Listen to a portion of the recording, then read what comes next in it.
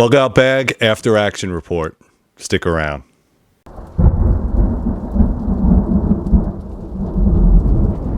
All right, guys, so this is going to be part 3. This is going to be the end of the bug out bag test series for my winter bug out. I will say I had a great time. I didn't spend as much time in the woods as I wanted to, mostly because I was with family and there was a lot of people in the woods and they were doing hunting. So hopefully if I get some chances, I will go back in the fall or in the spring, maybe even in the summertime, and have a better opportunity to test out the bag. So before I bring anything down to show you what I had or maybe some better options, what I need you guys to do is to like, subscribe, put some comments down below if you tested this before. I know there were some people on the first 2 videos that had commented specifically about the gear and the weapon I was carrying, also some of the bags. So, and we're gonna get into all that stuff. It's gonna be fantastic. But please, any comments that you have, please put them down below. It really helps us. Give me that thumbs up with the parentheses. Become a Patreon member. Only costs you $1 a month. You get to watch videos like this and other videos before anybody else. Guys, please check out all the links down below. I am going to link all this gear, so if you are interested in any of this gear, you go to my Amazon store. It only doesn't cost you anything, but if you do buy something off my Amazon list, maybe I get like 2 cents on the dollar. To 3riverblades.com if you're looking for a handmade custom knife, or go to 3 River Kydex if you're looking for a mag pouch or maybe a Kydex holster. All right, guys, so let me drop the camera so you guys can see what I'm looking at and we'll get into it. All right, guys, so first and foremost, let's talk about the 2 weapons I carried. The first weapon I carried was a sidearm. It was the M&P 2.0 4-inch with as a 10mm. Now, I'm a huge fan of the 10mm, especially when it comes to woods work. I think it's a great semi-automatic weapon, and it is a very good compromise if you're going into bear country, which I was. So I was there. Black bears typically don't bother you, but you're going to need something a little bit more than a 9mm. Now, your bug out bag may vary in that situation, but I wanted something with a little more power. Also understand that 10mm is a little bit more expensive. The gun that I brought with me, and that's more important, is the rifle. Now, I will say there were a lot of caveats with this rifle. This is an M1A. It is in a walnut stock. Everything is completely stock. The only difference here is that it does have the 18-inch barrel. This is an older model made by James River Armory. It is a semi-automatic only. It will take the 20-round magazines, and it will take the 5-round magazine. So it's good for hunting. It's legal in most states. Here's the issue I had with this. Number 1, heavy weight. This thing is a very heavy gun, especially when you add in the magazines. These are USGI magazines filled with 308, and they're 20-round magazines, so they're super heavy, all right? And I was carrying a combat load in my rig, and we'll get to my rig in a minute. That rig weighed in, I think, at 15 pounds. All right, that's just the rig. That's not the backpack itself. So probably going to go a little bit lighter with the gun. Also, it does have a scope on it. And I will say that, yes, the scope is going to be extremely helpful for longer shots. But with a gun this heavy, the scope was almost a little bit too much. It is a 6x12 power, I believe. A little bit too much, especially where I was bugging out. Just because I don't need anything at 6 power. I want to start maybe a 3 to 9, or maybe a 1 to 6 or a 1 to 8. And that's not saying you can't reach out and touch somebody with this. What I'm saying is, for the close proximity of all the foliage, the trees, and the things that I'm actually shooting at, a 6 power to 12 power scope is too much. It's we're not shooting long range distance. So what I would do is scale down the scope for this gun. That's exactly what I'm going to do. That's why I test my gear. The other thing is that it's a fully wood stock, and wood and water don't really necessarily get along. I know it's impregnated with a whole bunch of stuff. Walnut is pretty solid, but over years and years of abuse, I probably would not want to have a wood stock. Probably a composite, and composite would not only resist the wear and tear on it, but it would be a lot lighter. So weight was an issue. The scope I had a problem with because it was too much magnification. and the ammo is very, very heavy. I'm not saying I'm dumping the 308 cartridge. I'm just saying I'm not going to take this gun. I'm going to take something a little bit different next time. Let's talk about the chest rig. The chest rig is a Mayflower by Velocity Systems. This thing is the bomb. All right, this thing worked out very, very well. Now, I took the ammunition out of it just because it was so heavy that it was pulling everything forward and it's kind of hard to maneuver. 6 pockets up front. Some have the pullover, which is nice. And the only thing I have in here now is my multi-tool. I will say that if you are going in a bug out situation, get a better multi-tool. The multi-tool I had before was, I think it was the Wingman or something like that. This is the Surge. All right, Surge, a little bit more robust. It also comes with a clip on it, and it also has a really nice pouch. The reason I went with this is because it has more tools. If you are going to bug out, leave the area, I would suggest going with the best tools that you can afford, right? You decide which one you like, but I'm telling you, get a good multi-tool. It's worth its weight in gold. I just put that in there for now. Here, binos. So, a simple, cheapy pair of binos. These are, I think, Bushnells. I had these for a long time, 12 by 25. They're not overly expensive. You can get better ones now. Steiner makes really good ones. The reason why I say go with a pair of binos as opposed to using your rifle scope is now you're not pointing guns at anybody, and you could just sit back, watch the terrain, and look out for bad guys if that is what you are worried about. Okay, so binos or a monocular, something that increases your eye and your vision and your scope, so you can be very, very careful. All right. Didn't have a problem with the Baofeng. Baofeng worked great. Have extra spare batteries. That worked pretty good. I didn't need to use tape. I had it if I needed it, but it was all there. It was all good to go. Side here, I have my compass. I think this is the C2. What is this? Sunto MC2. Excellent compass. Just make sure you dummy cord it. All right. Definitely have that. I didn't get a chance to test out my pocket survival tin, but that will be coming up shortly. So please wait for that one. Right in the rain pad. All that good stuff is in there still. Baby wipes. All right. Still have it. Didn't get a chance to use that. Good, because I didn't want to take a poop in the freezing cold. I have a spare magazine on one side, my pistol mag, and on this side I do have a flashlight. All right, you decide which flashlight you want. I don't care, just have one in there and have spare batteries. On this side, I just had my medical kit. I will say that what I'm going to do is I'm going to make a plastic bag medical kit, because although this is super cool to have this nice little kit, the guy that doesn't even make these anymore, but it comes in this nice little bag, this nice little baggie, and for an officer or a military guy, you could put it in his cargo pocket. But the problem I was having out there was the wet and the rain. So what I think I'm going to do is take a very heavy duty plastic bag and put all this stuff in a plastic bag and then put it in my med pouch. I think that's a better way to do it. Plus it saves on weight. You don't need to carry around all this Condor. It's just weight on weight on weight. So weight was a big issue.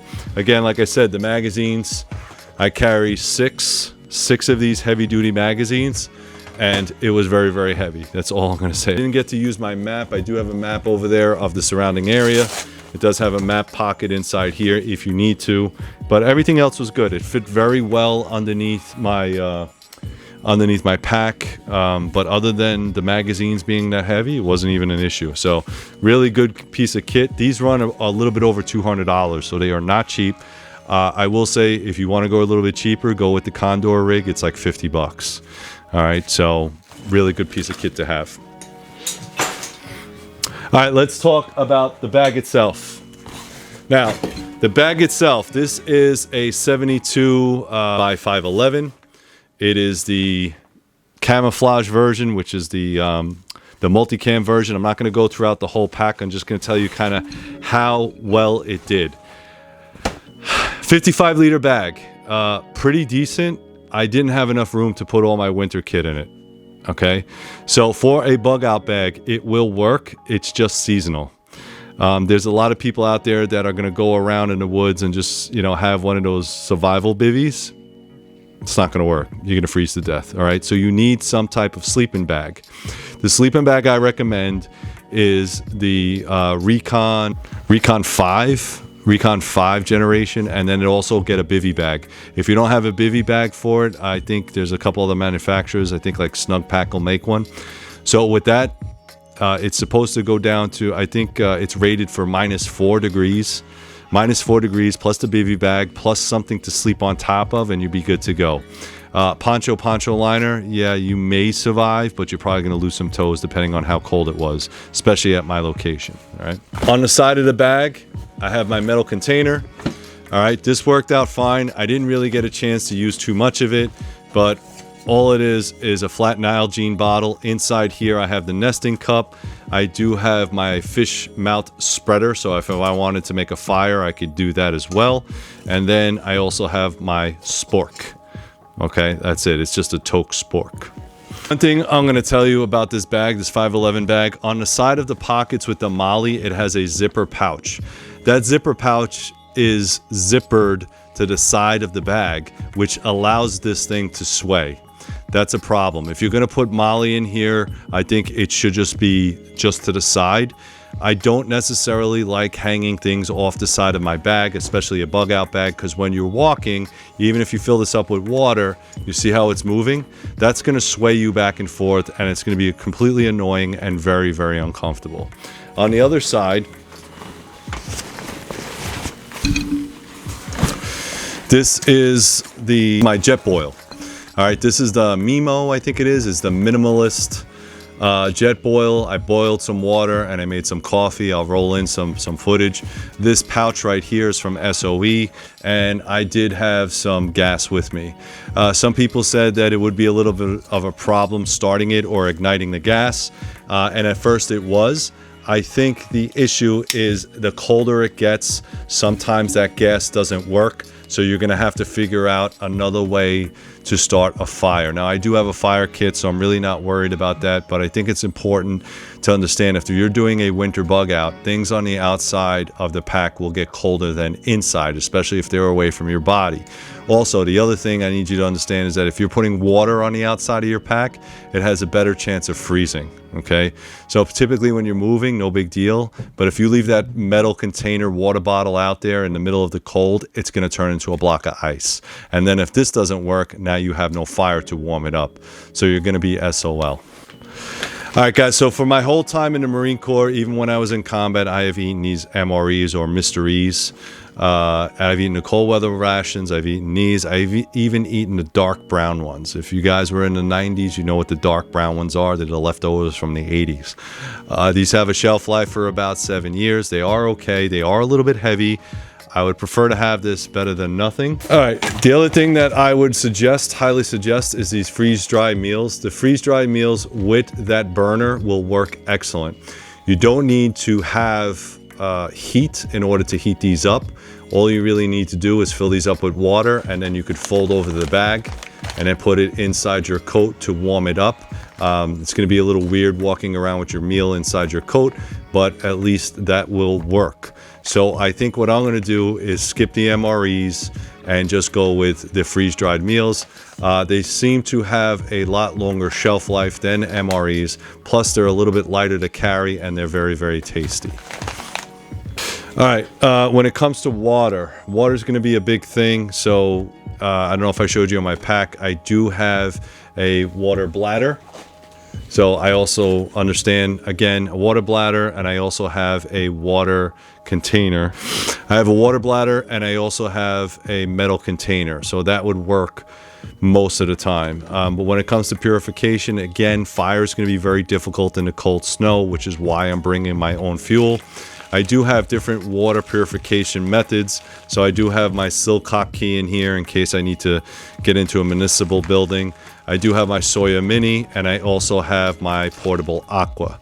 Portable Aqua does come with this little bag, but what I would suggest is to replace it with one of these platypuses. These platypuses will give you 2 2 liters of water, and they're very, very robust. So it costs about $7 to $10 on Amazon. You can carry this almost anywhere. You can even put this inside your chest rig just as a spare. Maybe tie some 550 cord around it if you need to carry it like a water bladder. So that worked out pretty good. I didn't have to worry about hygiene because I was only there for a day. But again, hygiene. I say this all the time, guys. If you have to spend any more time in the woods than absolutely necessary, you're going to be dirty, filthy, and you're going to get scratches. Those scratches, those abrasions, those cuts are going to get infected, and now your body's infected. So you got to maintain your cleanliness. I will say that I was full of mud after digging that hole. And it was a lot of mud and debris. And at night, what I would do was just clean up. All right, whatever it took, whatever I could find water, I would clean up. All right, maps weren't really an issue. I did have my map case on me. I already knew where I was going. This is the topographical map to the area. All right, what I'm going to do is I'm going to cut out the section and I'm going to get it laminated. All right, so get your maps laminated. You can also order them, I think, from topomaps.com or something like that. If they're not laminated, they get wet, they're ruined. All right, it's going to be very hard for you to navigate. So this goes in the chest rig, so I know exactly where I am. And then this goes in the pack because this is my vehicle kit. Pen maps, all that stuff is in there, well, if I need it. You'll watch on the video where I used my poncho. This poncho worked out pretty good. I will say that it is lined on the inside. I don't necessarily know where I got this. It is not the typical USGI, although it feels like that. It's military surplus and it works very well. I used it as an overhead cover. It was raining a little bit, and it did help me out a lot, so that was good. So definitely yes on the poncho. There are other versions of tarps, but what I like about the poncho is it's pretty much lightweight. You can use it as a cover and you can use it as a shelter. The only thing that I explained in the other video was true, is that if you had to E&E and get out of there and this was your only source of cover and you had to leave it behind, now you don't have another source of cover. Also, the black garbage bags I was using as a ground tarp. I don't mind messing up a ground tarp. If it gets holes in it, I don't care, that kind of thing. So the black garbage bags are replaceable. I prefer not to use this as a ground tarp if I don't have to. Try getting your poncho back into the little baggie that it came with. Good luck on that. The SOL Escape Bivy. I had it with me. It's very lightweight. I think that people put way too much faith into these things. This will help you, but not with a warming layer. If you don't have a warming layer, such as clothing, maybe next to a fire, it's going to be very difficult. Also, if you're already in a hypothermic state, your body's not producing enough heat to heat this bag up. It's a very miserable night if you had only had this as opposed to having the Whoopee. This is the USMC or military Whoopee. It works very well. Again, will keep you alive, but you're going to be miserable all night. I always said pack light, freeze at night. That's true. So what I would do again is also make sure that you are packing some type of heavy duty sleeping bag if you're going to do a winter bug out. Very important keynote is the spool tool. So I used the spool tool. I thought I had about 100 yards on this. 100 feet of 550 cord. I did not, and I almost ran out. As you can see, this started out really fat and it wound up almost not having enough. If I needed to use this, again, I would not have enough. Now, the poncho came with a little bit of kit, a little bit of 550 cord, which is more like a shoelace than anything else, but I ran out. So what I would suggest is you go with this. This is 1 pound of twine. This is bank line.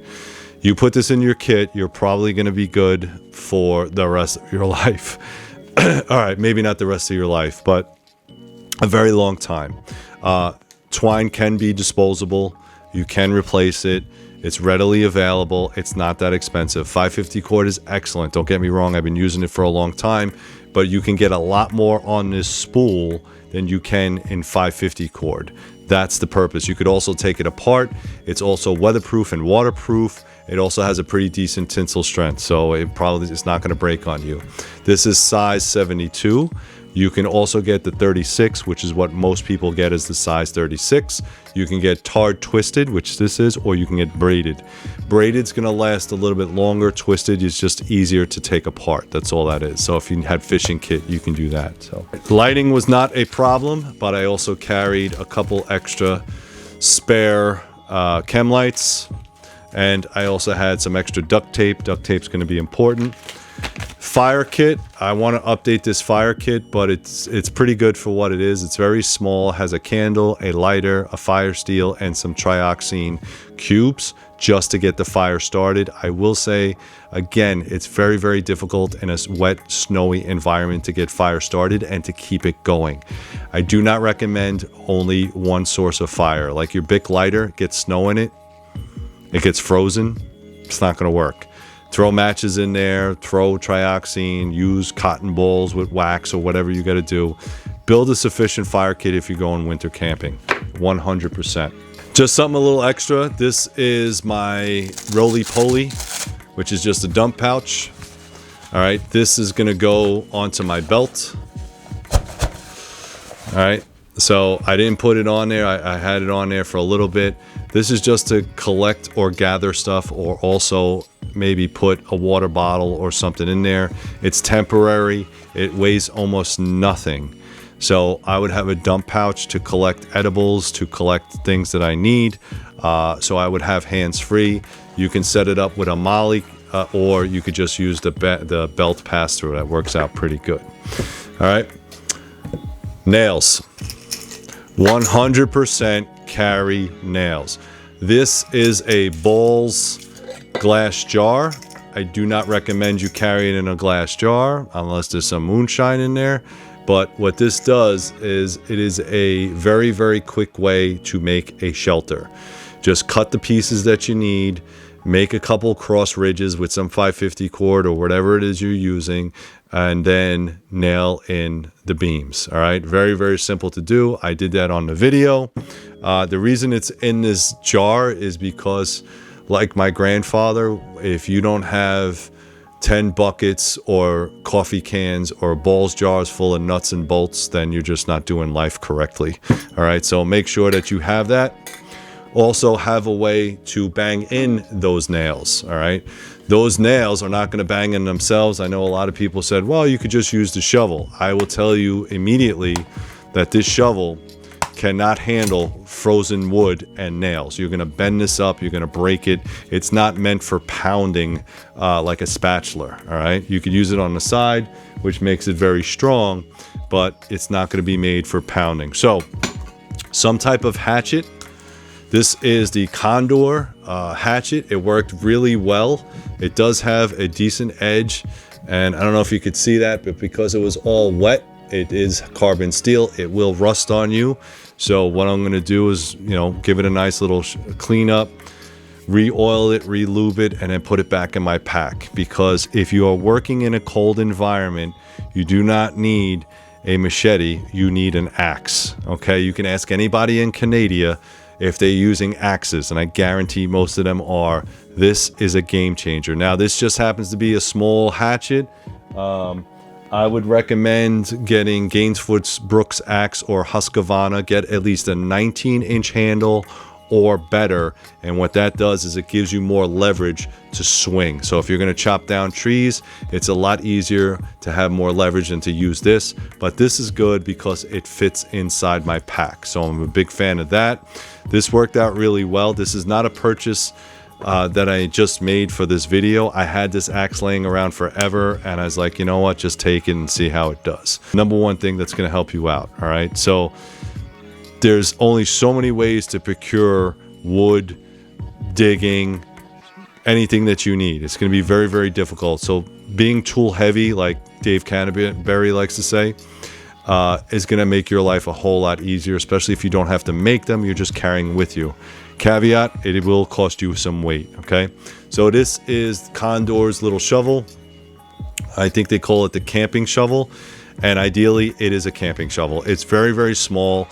I found the leverage on the handle was a little bit too small. Also, it has these little ledges on the side, so if you wanted to put a foot on there to push it in, you could, but I didn't see you doing that. It's just too small of a shovel. The ridges here are decent, but it's supposed to be used as a saw. It's too small. And then you also have a bottle opener. I don't know.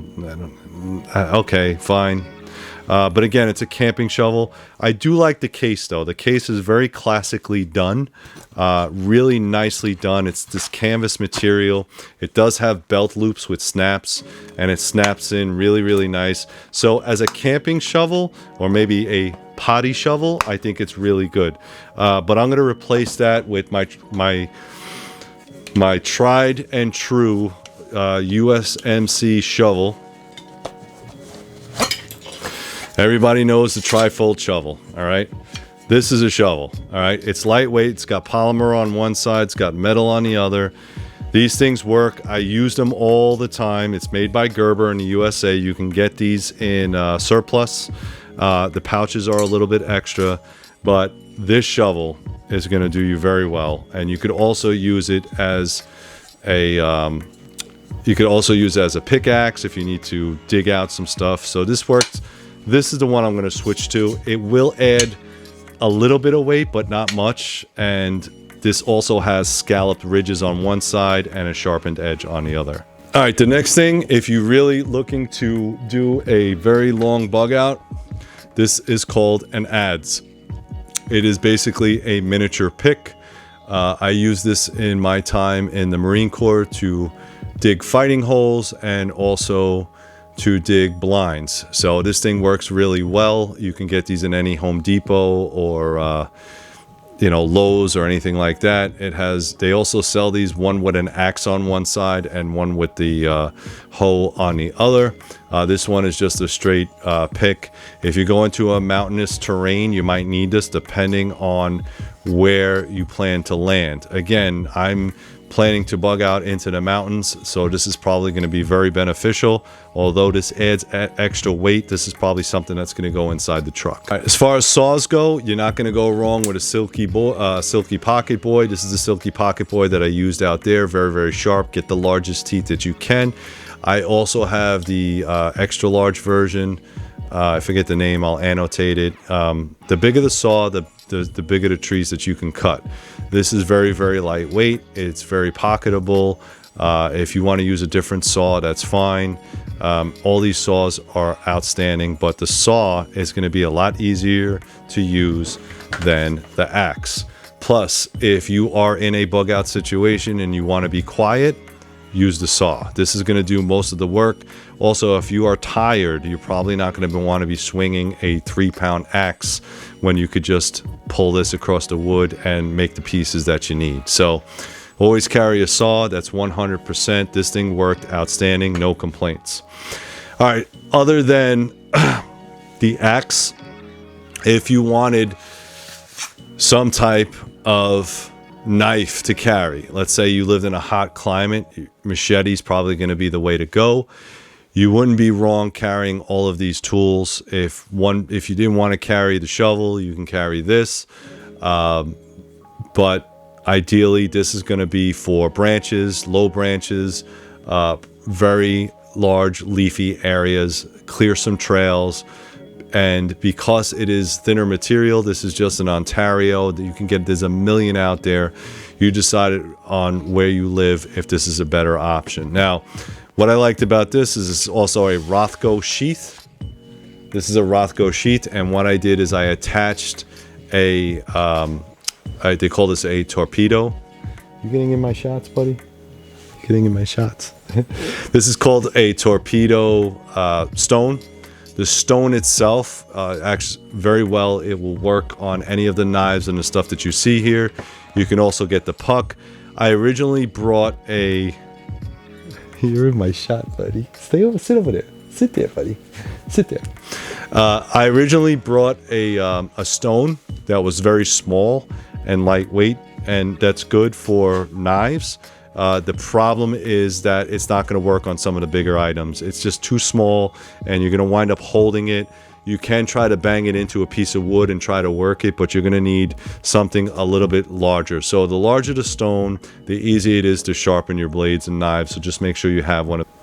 This happens to be the Mark I Scout. The Mark I Scout is a stainless steel, but I would recommend using some type of carbon steel. Either way, you're good to go. Just make sure you maintain it and keep it sharp. So that's it for the tools. Couple things. Clothing. These are my boots after I went on my bug out. Now these boots are old. These are Belvedere's. All right, I think Danner kind of took over. These were when, I think back in the 90s, these were like all the rage. I don't even know if they're a company anymore, but they're very similar to the 8-inch Dana Arcadias. They're very comfortable. They are Gore-Tex. The only thing is that they are leather. They are leather. And if you don't take care of them, all that leather is going to come off. So what I would recommend, if you're going to do a cold weather bug out, get something synthetic.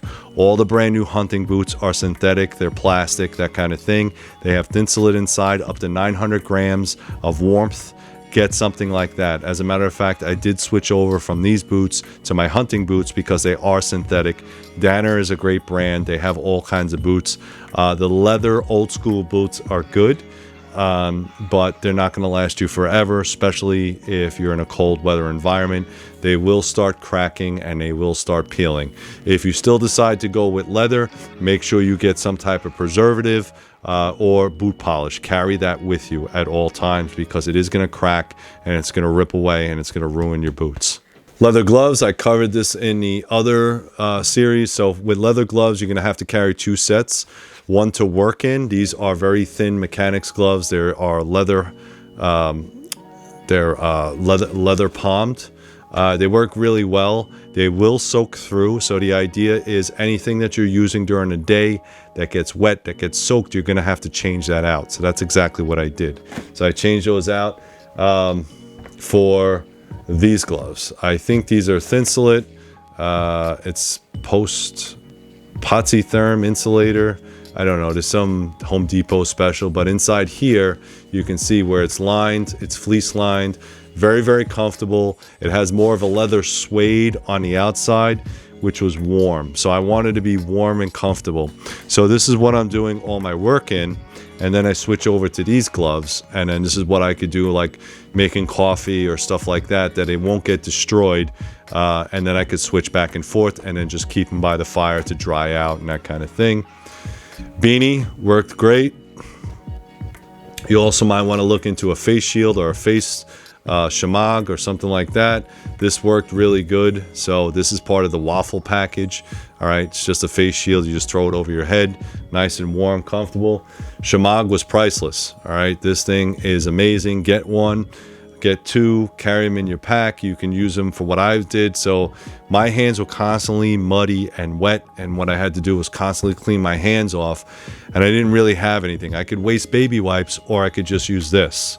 So a little bit of clean water or maybe some snow, wipe it in here, wipe my hands, wipe my face, I'm good to go. All right, pair of socks, most definitely, especially if you run around in wet boots.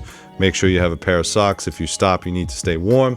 And again, I'll reiterate the sizing of your pants. If you're going to do a winter bug out, carry an extra set of clothing. This is just my hunting pants, and I had to switch over to this. So again, like I said before, I know as we get older, we get fatter and lazier. And I had a set of pants that I was going to use for the video, but when I put my waffles on underneath it as a base layer, it didn't fit. So I had to switch to these pants, which it fit fine. But if I didn't have these pants, all right, it wasn't going to work out. I'd have to wear jeans in the woods, and that's really not going to work for me. So some type of BDU pant or maybe some cold weather stuff. Again, if you're going to be walking around and moving, it's going to be very, very difficult for you to stay dry. Okay, you're going to get wet. Embrace the suck. get wet, but then have a way to stay warm or to get warm. Okay, that's the thing you got to think about. As far as ground padding, this is just a hunter's pad. I know you can use any type of bedroll you want. Get something that you can sleep on or sit on. I know they have those fold-out things for hikers. That kind of thing is great. They're super, super lightweight. They're neoprene. They will keep your butt warm.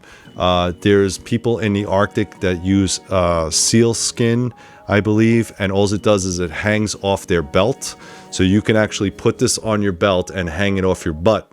And then when you need to sit down, you could sit down on the padding and not get your butt wet. If anybody's been in the Arctic or in the snow or in the wet long enough, they know how much a wet butt sucks. It sucks. All right, you're going to start to cause rashes and problems. So keep your butt dry as possible when you're out in the wood. All right, guys, that's pretty much it for my after action report. I hope you appreciate this video. If you like this video and videos like it, please like, subscribe, share, hit those parentheses, become a Patreon member. It only costs you $1 a month to support this channel. Also, any of the gear that you see here, with the exception of the firearms, will be linked down below. If you go to Amazon.com, you can take a look at what I have. If you purchase something, I'll maybe get 2 cents on the dollar. Check out all the links below for my other channels. Get on the mailing list. Go to threeriverblades.com. Go all the way down to the bottom. First name, last name, and your email address. Double opt-in. That's the only way you're getting discounts to my handmade, awesome made knives. Thanks very much, guys. And as always, stay safe.